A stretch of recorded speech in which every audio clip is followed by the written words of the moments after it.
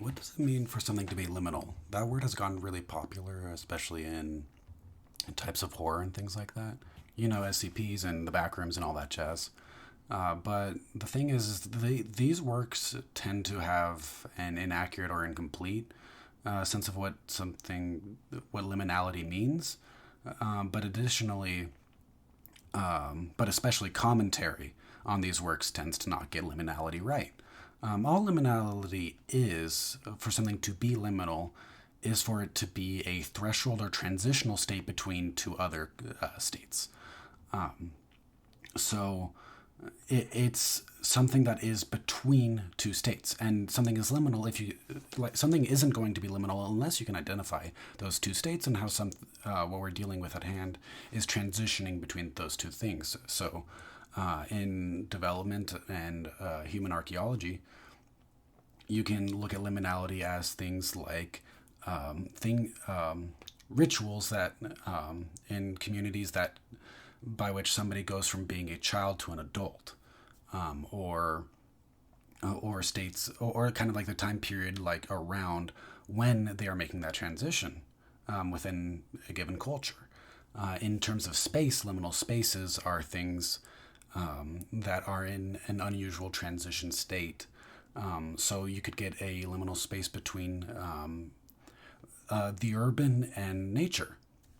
So, which could be something as simple as a chain link fence with a massive urban complex on one side and just grass on the other. A transition point between human artifice and something completely uncontrolled by humans.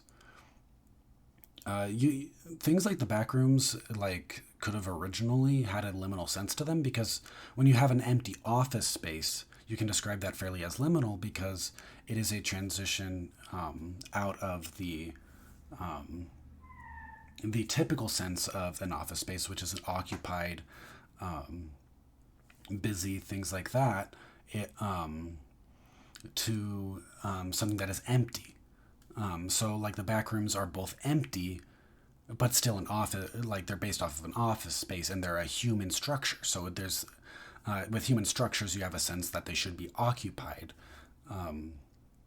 So mixing that sense of emptiness with a sense within a human structure that communicates a sense of occupation creates a liminal sensation.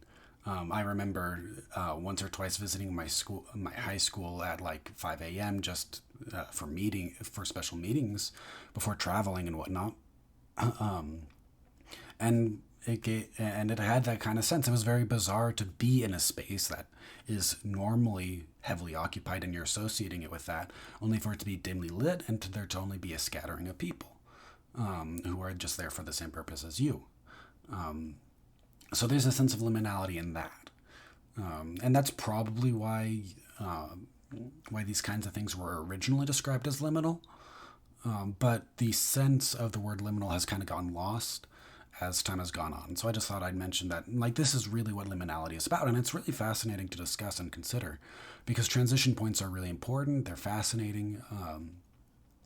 And they invoke interesting feelings when you see the threshold or transition between two states we're very familiar with, because it's insignificant. Like if you depict a plane being empty of human life, you don't think that's significant. If you depict a building full of humans, you don't think that's significant. And it's really only when you juxtapose the emptiness of a plane or a natural space with the within a human structure that you get something like the backrooms. And there may even also, in the specific case of the backrooms, because they're often depicted as being infinite, that transition of, there may even be a liminal sense to the finitude of human structures. So like rooms communicate finitude, limitation. So if you create something infinite out of a bunch of small boxes, that there's a liminal sense to that. As well.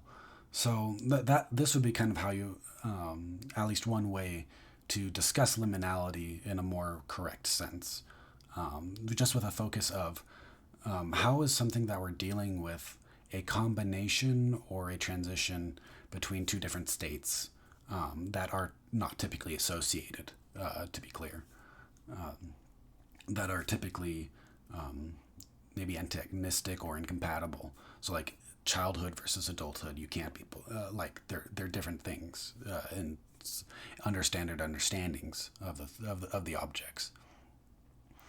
So yeah, and sorry that my throat is my voice is a little bit rough today. I have been yeah, and voice has been rough, but hopefully hopefully y'all can hear me well enough. Uh, but yeah, so this has been liminality. And I mostly just write this because I do think it's a topic worth writing about and thinking about. And if you just take liminality as being whatever the backrooms are or SCPs are and things like that, you're not going to actually know that you're missing out on a big discussion that is really interesting and fascinating. It's really fun. It's a fun area of research. It's really cool. It leads to rich narratives and literature and things like that. It's very good aesthetically. It's very interesting aesthetically. It's important in things in discussions of archaeology and ecology, things like that. So if you don't know what the liminal means, then you're not gonna look into all that stuff. So I'd recommend you do because it is cool. It is cool stuff, and it goes far beyond what the internet depicts liminality to be. So yeah, take care, y'all. See y'all on the flip side. Au revoir.